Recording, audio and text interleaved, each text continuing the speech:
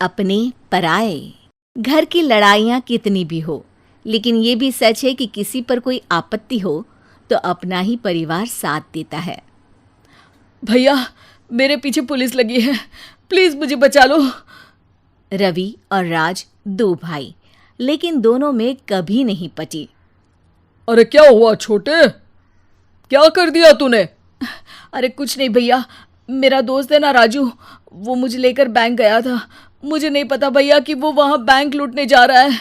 मैं उसके साथ बैंक में घुसते ही सीसीटीवी कैमरे में दिख गया हूँ। अब पुलिस मुझे ढूंढ रही है भैया, मुझे बचा लो।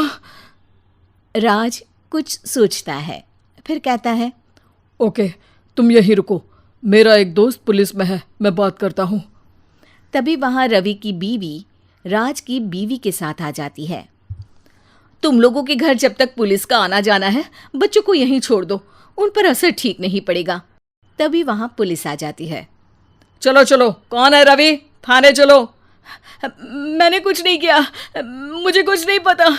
अरे वो तो पुलिस स्टेशन चलकर ही पता चलेगा कि कुछ पता है कि नहीं, चलो। कहानी का फ्लैशबैक। भैया, मुझे मेरे मकान में हक चाहिए ही चाहिए। अरे लेकिन छोटे, अभी मेरे बच्चों पर काफ़ी खर्चा है, तेरी भाभी की भी तबीयत ठीक नहीं रहती, बजट बिल्कुल नहीं है कि मैं अलग होकर रहूं। देख लो भैया, 1 महीना है तुम्हारे पास, जल्दी से घर खाली कर दो। अरे कैसी बात कर रहे हैं भैया, मेरे शरीर में अभी इतनी हिम्मत भी नहीं कि घर को खाली करे। तो क्यों अपना पोषण बेचा भाभी?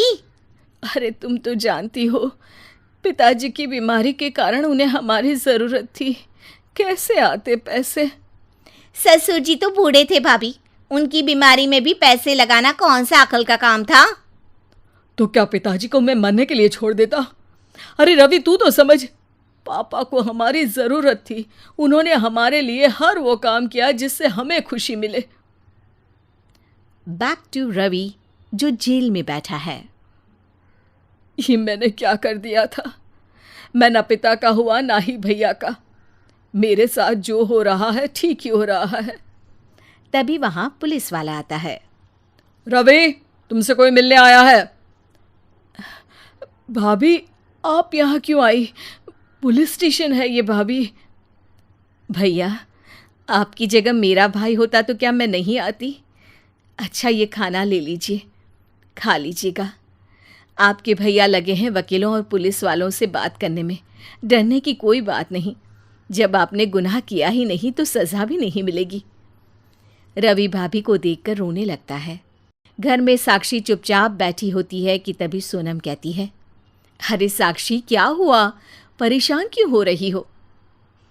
भाभी, अभी अभी पुलिस स्टेशन से खबर आई है, इन्हें बड़े जेल में शिफ्ट किया जा रहा है, मैं क्या करूंगी भाभी?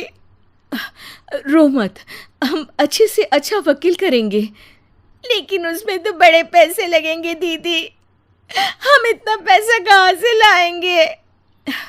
अरे क्यों, ये मकान है ना, और मेरे कुछ गहने भी हैं। साक्षी की आंखों में पानी आ जाता है।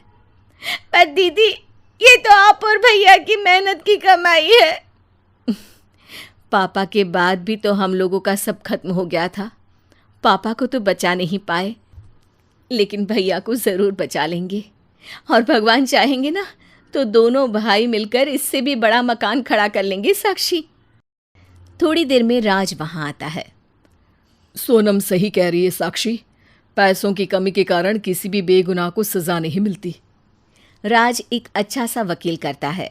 सोनम और साक्षी बचाए पैसे और अपने गहनों को बेचकर रवि का केस लड़ते हैं और जल्द ही रवि जेल से बाहर आ जाता है। रवि राज को गले लगाकर कहता है, भैया मुझे माफ़ कर दो, मुझे साक्षी ने सब कुछ बताया है। भैया, आपने मुझ पर विश्वास किया, मेरे लिए दिन रात मेहनत की, भाभी ने अपने गहने तक बेच दिए। भैया, आपने तो पापा के लिए भी पैसे नहीं देखे, लेकिन मैं बहुत ही सेल्फिश निकला। भैया, एक आखिरी बार मुझे माफ़ कर दो, मैं शर्मिंदा हूँ।